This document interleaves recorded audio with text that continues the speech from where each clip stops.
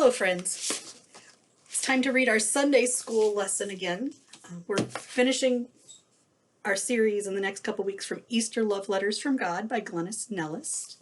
It's published by Zonderkids. Today we are reading the story of the darkest day as we continue in the stories of the last week of Jesus' life on earth before he died on the cross.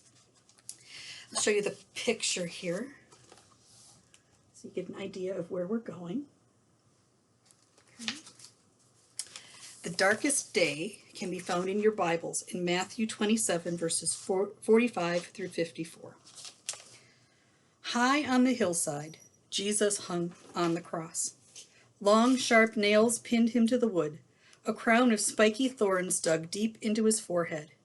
Jesus was ready to die, but he was still afraid. He could see his mother crying. He could hear the soldiers laughing at him. He could feel the sharp nails through his hands and his feet. Jesus cried out. He could not move. He could not breathe. He felt all alone. Where was his Father now? The sun disappeared behind a huge gray cloud. Cold crept in. Darkness covered the world. Jesus closed his eyes. He bowed his head. He took one last breath. And at 3 o'clock in the afternoon, in that cold and darkness, Jesus died. The wind howled. The whole earth trembled. The rocks shattered, the hills quaked, and the mighty curtain in the temple split in two. But Jesus was still. It was finished. And with every chapter, there's a love letter. This one says, Dear friend, shall I tell you a secret? When Jesus was crying on the cross, I was crying too. When those nails were hurting Jesus, I was hurting too. When Jesus felt all alone, I felt all alone too. And when my son died, part of me died too. But guess what?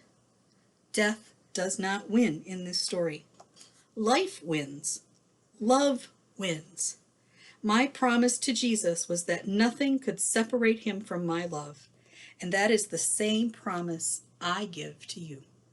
Love God. So we know this isn't the end of the story. It's just where we're stopping for today.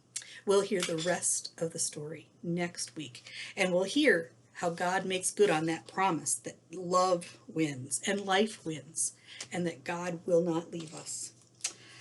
An encouraging Bible verse from Romans 8, verse 39. Nothing at all can ever separate us from God's love. So no matter what, nothing can separate us from God's love. And Jesus died on the cross as a sign of that love for us. So something you can do this week, maybe you want to create some artwork that helps you to think about times when you are lonely or afraid. You can see the picture on the wall back here behind me. The Kate painted this a while ago, and she actually told me it was about the day that Jesus died. There's a dark cross in the middle of a dark sky. Maybe you have some paint that you'd like to make a painting and put your emotions down on canvas or paper too. I'd love to see what you come up with, and we'll hear the next story next week.